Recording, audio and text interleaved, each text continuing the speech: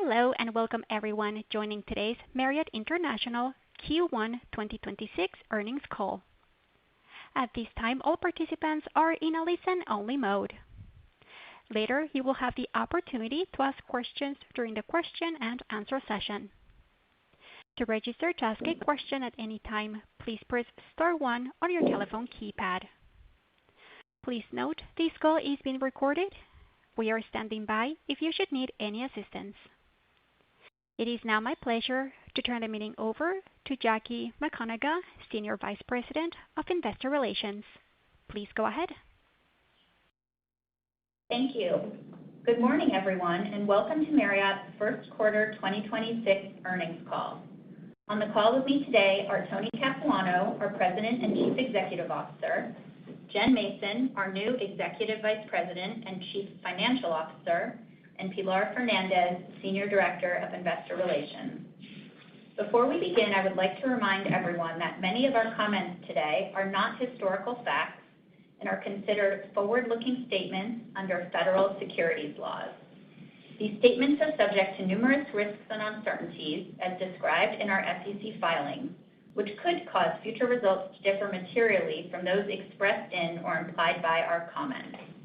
Unless otherwise stated, our RevPAR, occupancy, average daily rate, and property-level revenue comments reflect system-wide constant currency results for comparable hotels, and all changes refer to year-over-year changes for the comparable period. Statements in our comments and the press release we issued earlier today are effective only today and will not be updated as actual events unfold. You can find our earnings release and reconciliations of all non-GAAP financial measures referred to in our remarks today on our investor relations website. And now I will turn the call over to Tony. Thanks, Jackie, and good morning, everyone. We reported excellent first quarter performance this morning, with RevPAR and financial results above the top end of our guidance ranges. Development activity remained robust, with record first quarter global signings and net rooms growth of 4.5% over the trailing 12 months through March. First quarter global RevPAR rose 4.2%. RevPAR in the U.S. and Canada region rose 4%. Luxury and resort hotels continued to lead in the region, though strength was broad-based across segments and chain scales. While luxury RevPAR rose nearly 7%, select service RevPAR increased 3.5%, a meaningful improvement from the fourth quarter when select service was down more than 1% year over year. While the conflict in the Middle East weighed on results in March, first quarter international RevPAR increased 4.6%. First quarter RevPAR in APEC rose over 7%, driven by strong ADR growth and an increase in demand from Chinese guests. Beginning in March, Middle East travel corridor disruptions started to impact select APEC markets, including India and the Maldives. In Greater China, our hotels continued to gain market share, and stronger leisure demand drove first quarter RevPAR up nearly 6%. RevPAR growth was led by Hong Kong and Hainan Island, which were both up around 20% year over year on the back of very strong ADR growth. RevPAR in CALA rose 2%, led by record leisure results in the Caribbean, partially offset by a decline in RevPAR at Mexican luxury resorts. First quarter RevPAR in EMEA increased over 3%, with increases in Europe and Africa, partially offset by a decline in the Middle East. In March, RevPAR in the Middle East declined over 30%, while RevPAR in Europe rose 4%, as the impact of the conflict in the Middle East on European markets was relatively minimal and largely contained to countries near the Middle East, such as Cyprus and Azerbaijan. Since day one of the conflict, our top priority has been the safety of our associates and our guests. While we expect continued volatility and ongoing impact from the conflict, particularly at our Middle East hotels, looking ahead, as Jen will discuss further, we are raising our full-year global RevPAR guidance and now expect growth of 2 to 3%. Now let's turn to results by customer segment. In the first quarter, leisure RevPAR rose 6% globally and 5% in the US and Canada. Group RevPAR rose 5% both globally and in the US and Canada. And first quarter business transient RevPAR rose 1% globally and 2% in the US and Canada, with mid-single-digit declines in government room nights and slight declines in other BT room nights, partially offset by higher ADR. We remain focused on steadily expanding our industry-leading portfolio and presence to reach new markets and new travelers worldwide. Global signings are off to an excellent start this year, with first quarter deal signings up 9% year over year. Key recent multi-unit deals signed include another agreement with Sun Group to add 10 hotels across 8 brands in Vietnam over the next few years. We also signed deals to bring our regionally rooted collection brand, Series by Marriott, to Europe, signing 6 projects in Italy and 5 in the United Kingdom. Additionally, we announced that Le Fay, our first brand dedicated exclusively to luxury wellness, is expected to enter our portfolio later this year. Our global pipeline rose over 5% year over year to a new record of nearly 618,000 rooms at the end of the quarter, with 43% of pipeline rooms under construction, including rooms that are pending conversion. Marriott has more rooms in its pipeline and more pipeline rooms under construction than any other global lodging company.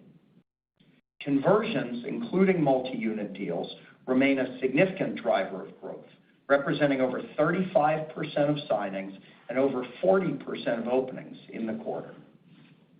With our growing pipeline and strong momentum in conversions, we still expect net rooms growth between 4.5% and 5%, including our typical assumption of between 1% and 1.5% room deletions.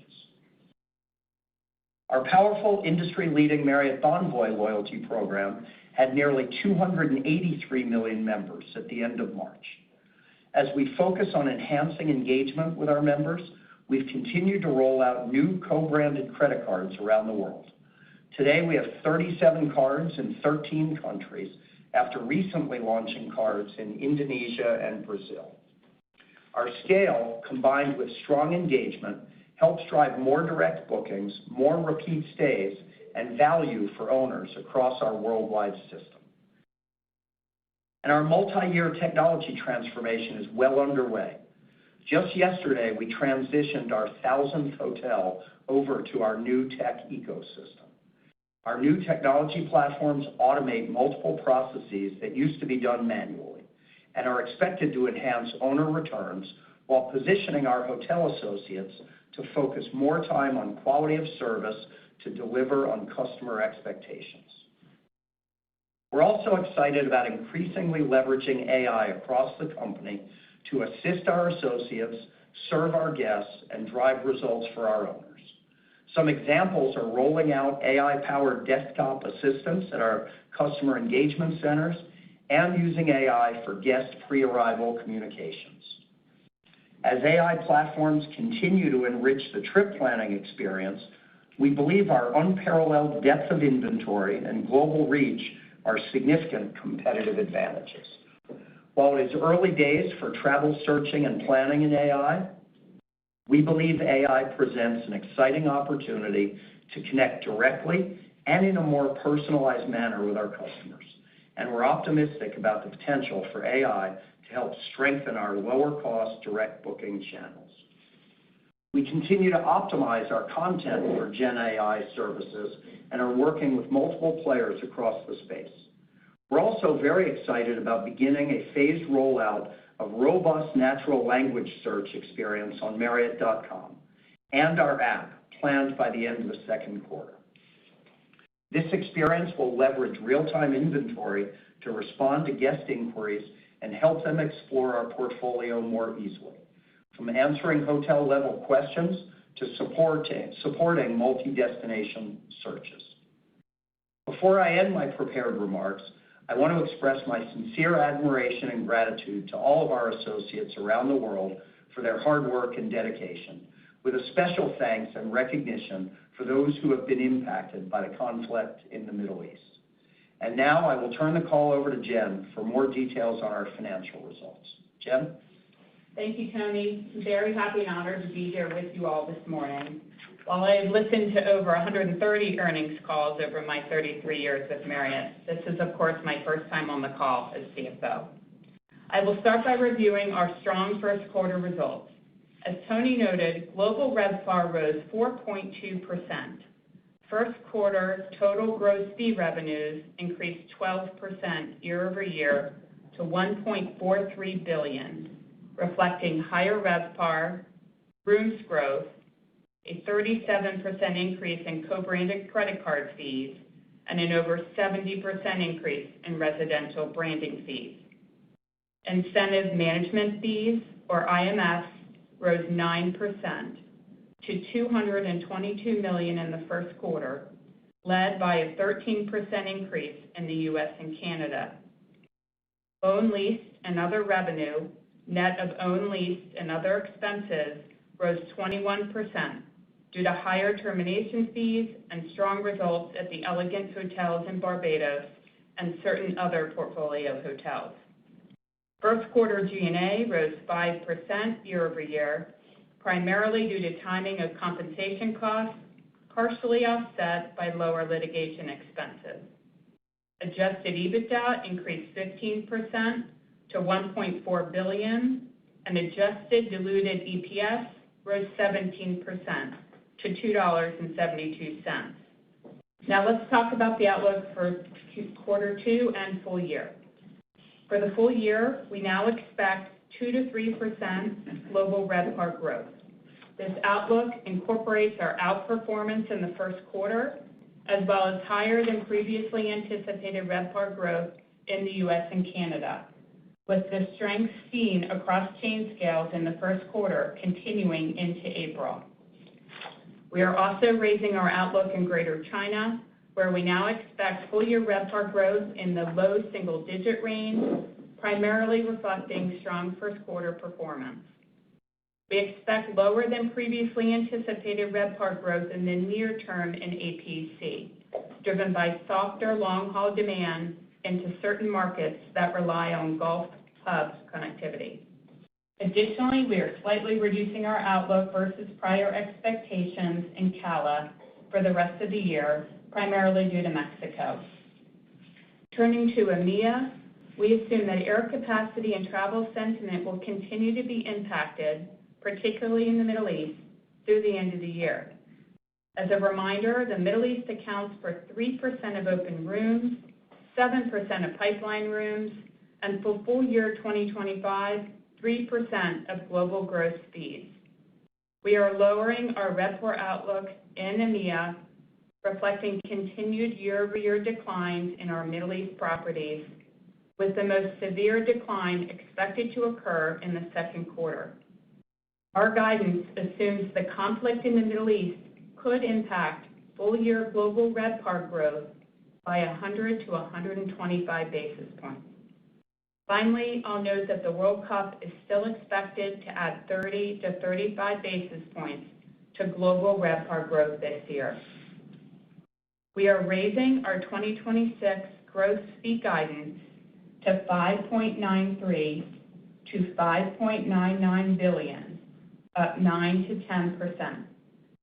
IMFs are expected to be around flat year over year, as outperformance in the first quarter is expected to be offset by year-over-year IMF declines in the Middle East in the last 3 quarters of the year. The sensitivity of 1 percentage point in full year 2026 RevPAR versus 2025 could be around $55 to $65 million in RevPAR-related fees. Co-branded credit card fees are still expected to increase around 35%. As you know, this does not include any impact from new deals in the United States. Our discussions with Visa, Chase, and American Express are going well, and we still expect to have new deals in place later this year. Full-year residential branding fees are now expected to increase around 45 to 50%. Timeshare fees are still expected to be relatively in line with prior year at $110 to $115 million. Own lease and other revenue, net of own lease and other expenses, is now expected to total $215 to $225 million. Results are expected to be impacted by renovations at certain large hotels in the portfolio, including W Barcelona and the Frankfurt Marriott, as well as the expected sale later this quarter of a long-held hotel in the United States that will stay in the portfolio under a new long-term management agreement. 2026 G&A expense is anticipated to increase just 1 to 3% compared to 2025 levels, as year-over-year comparisons are expected to benefit from timing later this year, particularly in the fourth quarter. Full-year adjusted EBITDA could increase 9 to 11% to roughly $5.88 to $5.97 billion. Our 2026 adjusted effective tax rate is expected to remain between 26 and 26.5%. Our underlying core tax rate is anticipated to remain in the low 20% range. Strong adjusted EBITDA growth, together with meaningful reduction in share count, is expected to result in full-year adjusted diluted EPS of $11.38 to $11.63, representing growth of 14 to 16%. In the second quarter, global RevPAR is expected to increase 1.5% to 2.5%, and gross fees are expected to rise 10 to 11%. Credit card fees and residential branding fees are both expected to be up meaningfully, with residential branding fees anticipated to more than double. Second quarter IMFs are expected to be down in the mid-single digit range, driven by significant declines in the Middle East. Second quarter adjusted EBITDA is expected to increase 8 to 10%, driven by higher fees, with a decline in own lease and other net, and a mid to high single-digit increase in G&A due to timing of certain compensation expenses. We now expect 2026 investment spending to be around $1.05 to $1.15 billion, an increase versus our prior expectations, primarily due to anticipated investment in Lefay. Investment in our contracts are still expected to be around 35 to 40% of the total spending. The second largest bucket, at around 30 to 35% of the total, is expected to come from continuing spend in our digital tech transformation, the overwhelming portion of which is expected to be reimbursed over time, as well as other corporate systems. The rest is spending related to renovations at own leased hotels, as well as other investing activities. Our capital allocation philosophy has not changed. We are committed to our investment grade rating and investing in growth that is accretive to shareholder value. Excess capital is returned to shareholders through a combination of share repurchases and a modest cash dividend, which has risen meaningfully over time. We now expect to return over $4.4 billion to shareholders in 2026. Full guidance details in the second quarter and for the full year are in the press release. Tony and I are now happy to take your questions. Operator? Thank you. If you would like to ask a question, please press star 1 on your keypad. To leave the queue at any time, press star 2. In the interest of time, we ask you please limit yourself to one question. Once again, that is star and 1 to join the queue. We will take our first question from Shaun Kelley with Bank of America. Please go ahead. Your line is open. Hi, good morning, everyone, and thanks for taking my question. Welcome, Jen. Nice to hear you on here. Look forward to working with you. Thank you, Shaun. Tony, batting lead off here, I think it would be really helpful to just unpack a little bit about what you're seeing kind of in U.S. trends to date. Obviously, a big resurgence in activity. I think you called out the low end, but could you just walk us around a little bit, whether it's, the segment, components that you talked about? What do you think is driving the growth right now in the U.S., and what are you excited about based on what you're seeing kind of real time through April? Thanks. Thanks, Sean. I think at a high level, obviously really encouraged by the Q1 results globally, but in U.S. and Canada in particular. April, we've seen continued strength across the U.S. and Canada. And I think one of the things that's encouraging is it's really across segments, right? We talked in our prepared remarks about the continued strength in leisure. Group continues to be solid. And if you exclude government, business transient is pretty solid as well. We're also seeing strength across sectors, which I think is quite exciting to me. We have talked for the last number of quarters about the continued strength in luxury, but over the course of a quarter to go from relative weakness in the select service tiers to about 3.5% RevPAR growth in the first quarter, I think it's a really, really encouraging sign about continued strength really across all the tiers where we operate. And then lastly, I would say you heard Jen's comments about World Cup. And notwithstanding some of the things that we continue to hear in the press more broadly, we continue, at least across the Marriott portfolio, to feel really good about that 30 to 35 bips of impact that Jen referenced. Thank you. We will move next with Richard Clarke with Bernstein. Please go ahead. Your line is open. Hi, thanks for taking my questions, and welcome to Jen as well. Look forward to working with you. Maybe just dialing in a bit more on the Middle East. Qualitatively, have you seen any improvement since the ceasefire? How are kind of full year booking trends there? And then quantitatively, I guess your 100 to 125 basis point assumption looks like that 30% in the March. You're kind of holding that through the rest of the year. Maybe what are you assuming for Q2? What did you see in April? And then what are the assumptions maybe baked into the second half to get to that 100 to 125 basis points impact? Thanks for the question, Richard. So clearly our forecast reflects the fluidity and certainty of the situation in the Middle East. We have certainly seen booking activity showing some signs of recovery from the lows that we experienced in March, but we do expect that the impact to the Middle East properties will continue through the end of the year.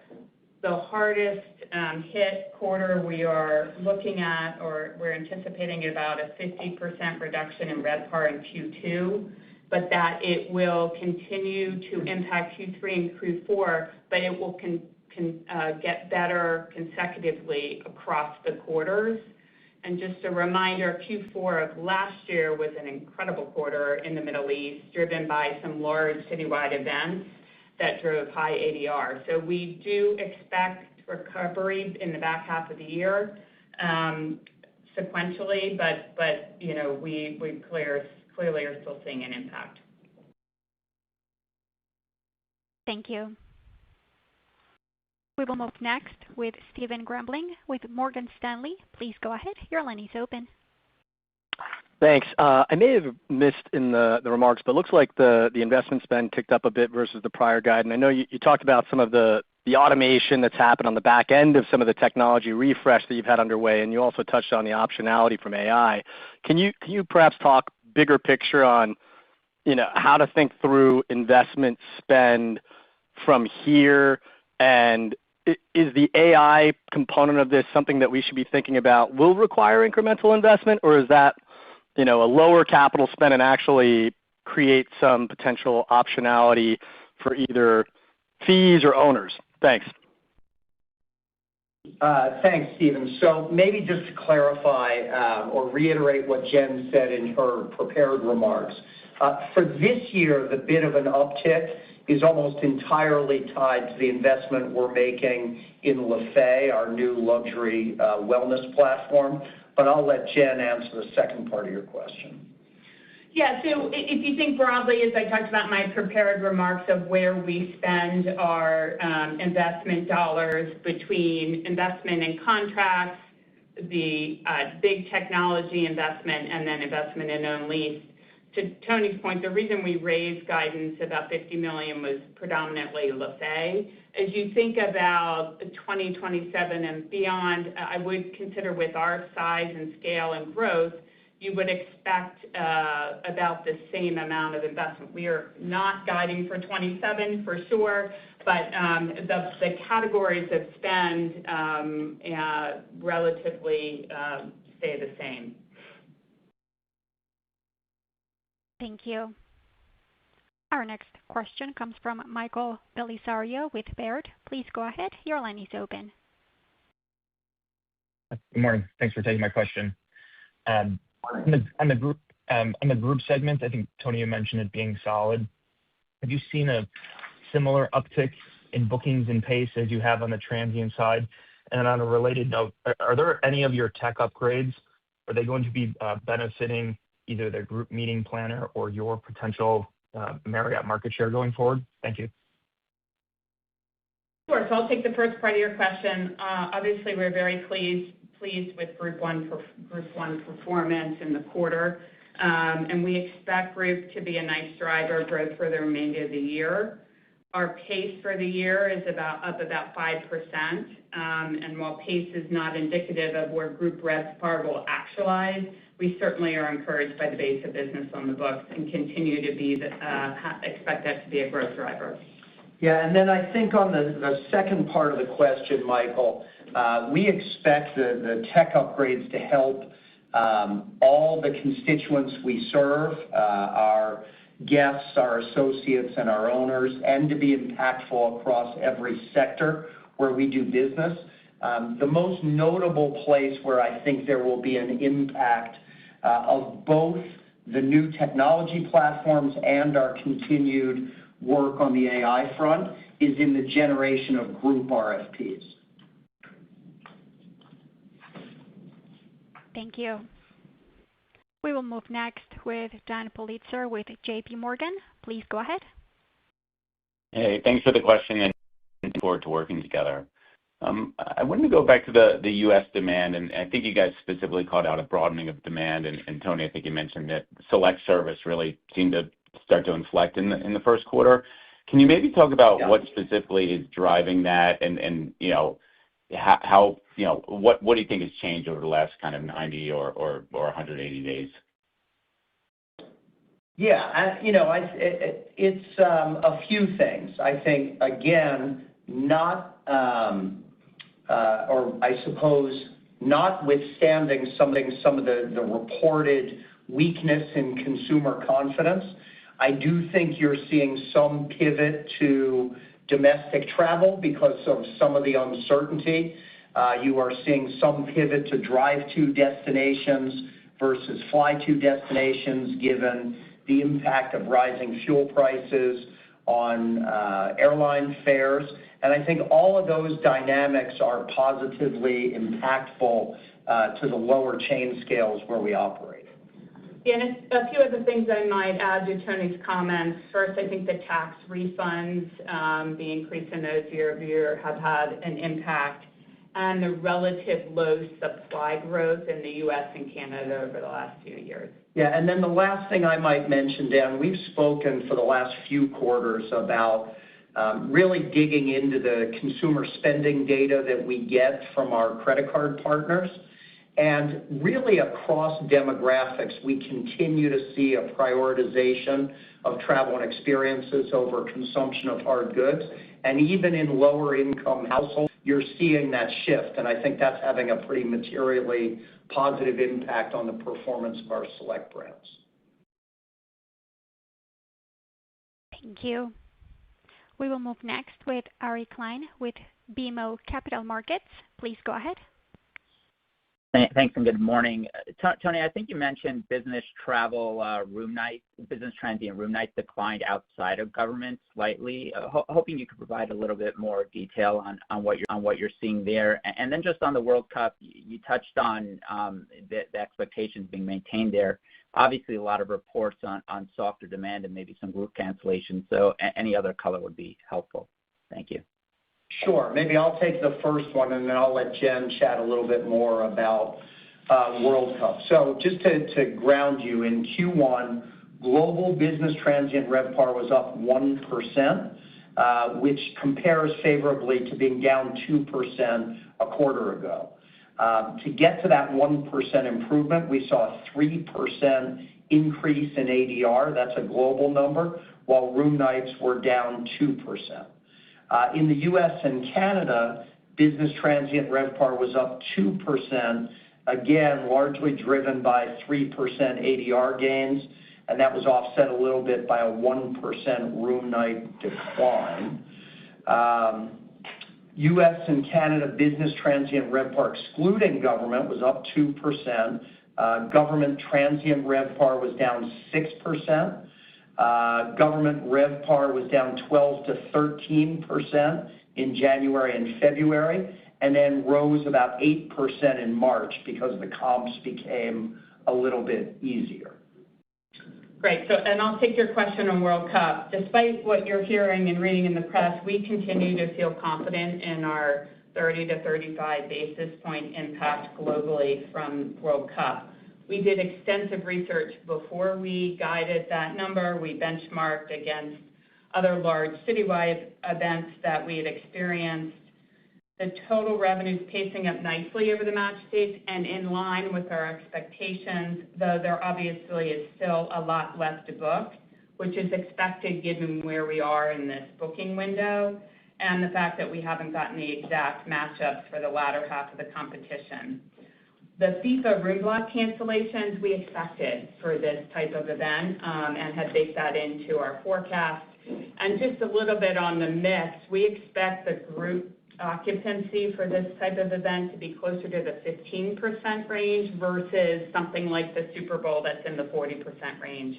So we continue to be optimistic about the opportunity. Thank you. We will move next with Lizzie Dove with Goldman Sachs. Please go ahead. Hi, good morning. Thanks for taking the question.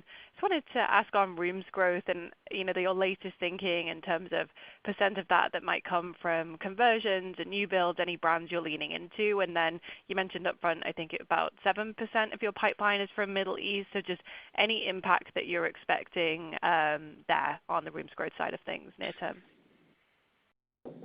Sure. So there's a lot in there. Let me try and answer most of it. I think on your first question, or the first part of your question, I suppose, we continue to feel really good about the guidance we've given you. The conversion story continues to be a terrific story for us. In the quarter, 35% of the signings and 40% of the openings were conversion related. I referenced a couple of portfolio conversions, Sun Group in Vietnam and some series activity across Europe. As we've discussed the last few quarters, while our development teams around the world are out there fighting tooth and nail for every single asset conversion opportunity that exists, they are doing that in parallel with some very focused efforts, supported by some very focused resources to chase portfolio conversion opportunities. And the results that are coming from those focused efforts, I think, are a pretty compelling part of the Marriott growth story.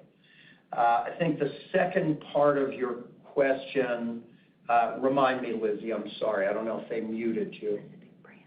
Oh, specific brands. Sorry, yes. The other piece I'd like to focus on a little bit is the traction we're getting in midscale. Midscale is an area that, as you know, we just entered a couple of years ago, and we already, between open and pipeline, have hit the 500 hotel mark. And so It's not a binary choice. We're not shifting resources to midscale at the expense of our growth in the other tiers where we compete. It is incremental, but I think the speed with which we've seen our ramp up in midscale openings and pipeline is a really, really encouraging part of the growth story as well. And Lizzie, your third part of your question was on net unit growth openings and impacts in the Middle East. We still feel comfortable with 4.5% to 5% global outlook for full year, though it's a reminder it's more instructive to look over multi-year CAGR. We still expect anticipated openings in the Middle East to generally proceed as planned, although we are absolutely watching it very closely. We've already opened a few hotels there this year, even since the war started. But to give you some context, Middle East hotels yet to open this year only account for about 4% of our full year expected net rooms opening. Thank you. We will move next with David Katz with Jefferies. Please go ahead. Hi, good morning. Thanks for taking my questions. Welcome, Jen. Look forward. I wanted to go back to the AI efforts. Seeing one of the industry participants launching a native app this morning, probably with intent. What can we literally expect to see and put our hands on? And I suppose I'd like to get a sense for what are the gating factors or success factors? How can we tell if you're doing well with it between now and the end of the year?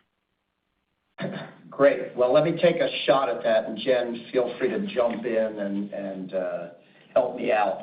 So I'm going to give you sort of a three-pronged answer, David. I think broadly, Marriott's focus is to implement a unified enterprise-wide generative AI strategy, again, with a focus on elevating the experience of all of our core stakeholders, associates, guests, and owners. As we sit here today, I'll give you a few, not an exhaustive list, but a few examples of how we've already incorporated AI into our day-to-day business. The business transient sales tool that we put in place for our sales teams. In our customer engagement centers, the real-time call assistance that we have. Event planning intelligence tools that we've made available to our team. Marketing campaign assistance. And then probably the most impactful this quarter will be the rollout of our conversational search across the Marriott.com platform. How will we measure success? I think a few ways. On the sales side, clearly conversion rates, the direct impact on hotel revenue from the implementation of these tools. And then I would say the third area that we would look at in terms of measuring success would be in the above property opportunities that we see in both in regional and headquarters disciplines in areas like legal, like global finance, where we think there's a real opportunity. And then the last thing I would say is, we talked about this a quarter ago, but the manner in which we're working with some of the most advanced players, whether that is Google's AI Mode travel product, whether that's being one of the first participants in travel with OpenAI on their Ad Pilot program. There are a wide range of parallel activity streams meant to impact our above property and our on property effectiveness and efficiency to drive top line and margin improvement. Thank you. We will move next with Brandt Montour with Barclays. Please go ahead. Good morning, everybody, and thanks for taking my question, and welcome to Jen. So Tony, I was hoping maybe you could even take that some of those comments a little bit further, specifically with regards to the distribution side of things for AI. Obviously we all know, or we don't know exactly where the tech giants will sort of land and what the sort of AI interface will look like in that economic model and how that will evolve. But from what you're seeing on the ground today, what is your sense and how it's evolving and where it could kind of land between you and the other players that sort of compete in that sort of top of funnel for customer attention? Great. Appreciate the question. You stole the start to my response to your question, which is exactly what you said. None of us know exactly how the online booking space will evolve and transform, but we do think that Marriott's industry-leading scale creates a really advantageous position due to our physical and geographic footprint, our scale and data. That creates a natural digital content and search advantage relative to some of our peers. We've got more stays, we've got more reviews, we've got better insights into preferences, rates, the ability to refresh availability in real time. I think those are all meaningful advantages. How Marriott's distribution costs could evolve as a result of changes in the distribution landscape, I think we're very optimistic about the potential for AI to bring more consumers into the Marriott Bonvoy ecosystem and to help strengthen our direct booking channels. I mean, it's quite interesting to watch some of the experimentation that the big AI players have made. They've got decisions to make about how they monetize these platforms. The two areas that we've seen experimentation are in advertising and in transactions. At least in the early days, you've seen a heavy predisposition towards monetization through ads. There's been some experimentation, but we think the ability of these platforms to drive customers to book in our proprietary channels and take advantage of all of the loyalty benefits that you get from booking directly represent a significant opportunity for us. And then the last thing I would say is some of the pilots that we're launching, while we're not ready to share really detailed specifics, we do believe they will have favorable cost benefits for our owner and franchise community. Thank you. We will move next with Duane Pfennigwerth with Evercore ISI. Please go ahead. Hey, thank you for the question. Just on Middle East, can you speak to not what is embedded in your guidance, but just how quickly markets have historically bounced back after conflict, if that's quarters, years, or if it sort of surprises you that they can kind of come back more quickly. And then you mentioned markets that are dependent upon airlift from the Middle East, which is a little bit surprising because I do think some of that has shifted to other global connecting hubs. What markets would you consider those to be? Thanks for taking the question. Yeah, thank you for the questions. I wish that you could look at a single or a couple of regional conflicts and draw deep conclusions about what the impact of this conflict will be. As you well know, they're all quite different. I think that maybe the most notable aspect of this conflict is how quickly the impact on fuel prices might change and what the impact will be on travel more broadly. On your second question, as I'm sure you're aware, we are, for instance, the largest hotel company in India. And so the impact of some of those Middle East carriers into India, you are absolutely right. You're already seeing a pivot to some other carriers. But the reality is the Middle East accounts for 10% of global transit traffic demand. And so that ripple effect, particularly for a company like Marriott that has such a dominant footprint in markets like India, is something we've got to watch closely. Now, Jen talked to you a little bit about how we're thinking about guidance. I think the APEC team believes the most significant impact to their business will be in the current quarter in Q2, and they've made some assumptions about that softening a bit as some of the other carriers fill the breach of some lost capacity coming out of Emirates and Etihad and some of the other regional carriers. Thank you. We will move next with Connor Cunningham with Melius Research. Please go ahead. Hi, everyone. Thank you, and congrats, Jen. Just trying to tie together a couple things you've said. So you're seeing improvement in the select service and steady trends in luxury. I don't get the sense that you're fully endorsing the C-shaped economy, but I'm just trying to understand the uplift a little bit. So when you look at your initial guidance relative to where you are today, like what is from a travel type, what is actually advanced the most? It seems like it's business transient, but I just if you could give me a little bit more color there, I think that would be helpful. Thank you. Sure. Thanks for the question. Look, we clearly have seen strength across all chain scales and segments in Q1. We're seeing that continue in U.S. and Canada in April. So relative to our last guidance, we have raised U.S. and Canada expectations. And if you think about how that fits into our global guidance, it's on the higher end of the global guidance.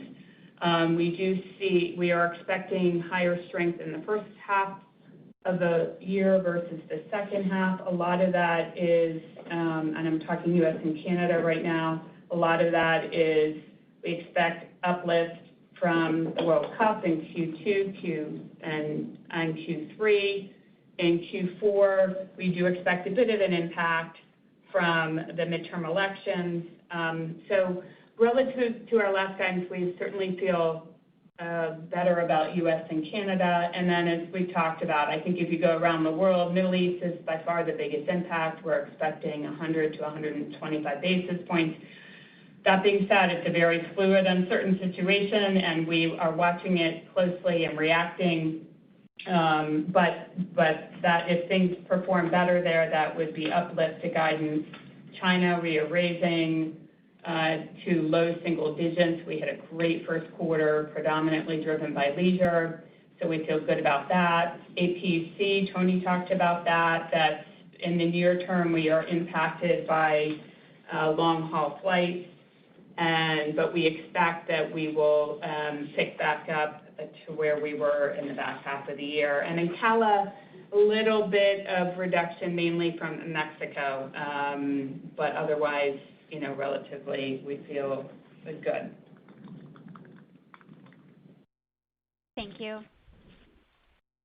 We will move next with Trey Bowers with Wells Fargo. Please go ahead. Hey, guys. Thanks for the question. I noticed in the press release you stated that the guidance does not include the impact of renegotiation of the credit card deals. I guess two parts to the question. One, how would you view kind of success in renegotiating those deals? And then two, could there actually be an impact from the renegotiated deal in 26? I thought that was more of a 27 impact, but would love a little clarity around that. Thanks so much. Sure. Thanks for the question. I'll start with we're very pleased with how things are going. We're in active negotiations, as I talked about in the prepared remarks, with Visa, Chase, and Amex, and we do still expect to have new deals in place the latter part of the year.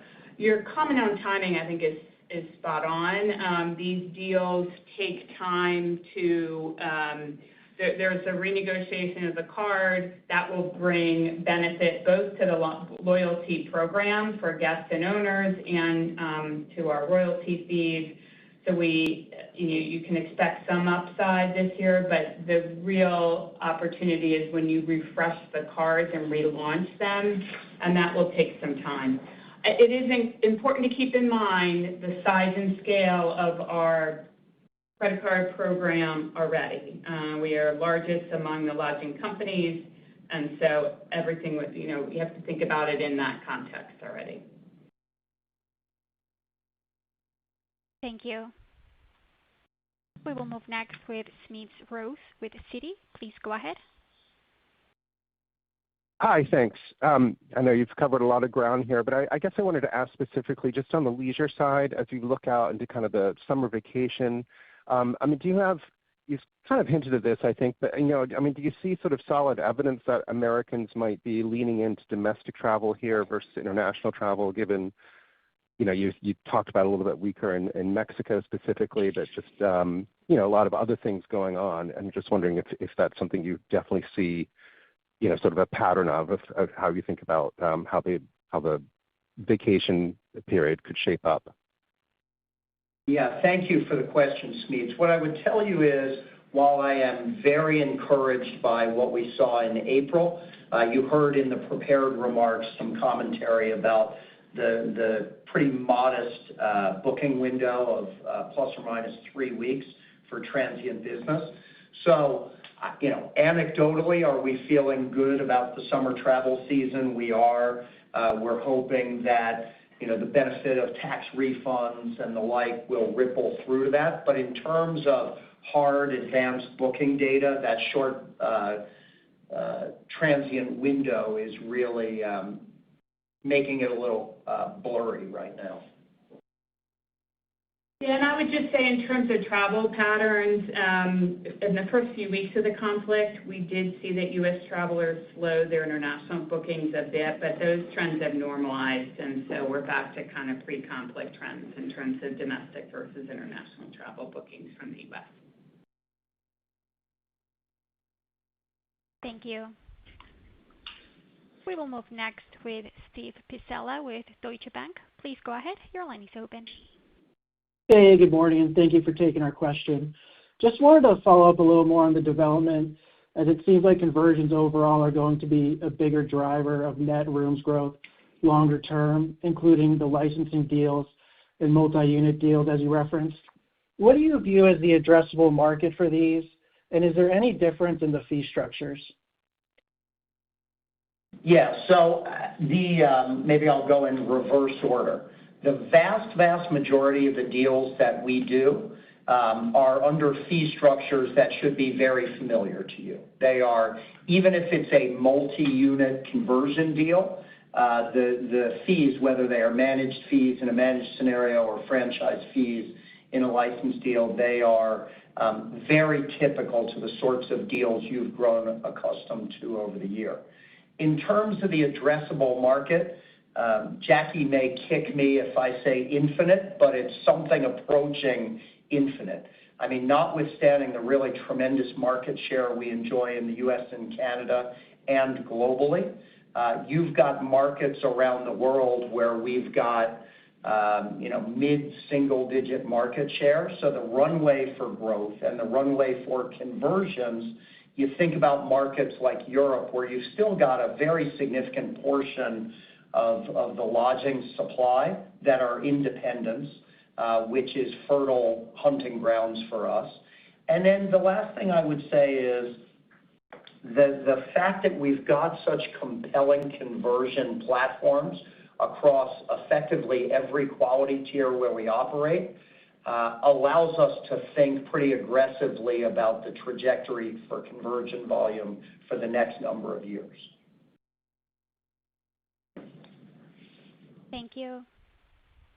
And at this time, we have reached our allotted time for questions. I will now turn the call back over to Tony Capuano for closing comments. Great. Well, thank you again. It is a delight to be here with Jen. I look forward to lots of upcoming quarterly earnings calls with Jen going forward. We, as always, appreciate your interest and look forward to seeing you on the road. Thanks, and have a great day. Thank you. This brings us to the end of today's meeting. We appreciate your time and participation. You may now disconnect.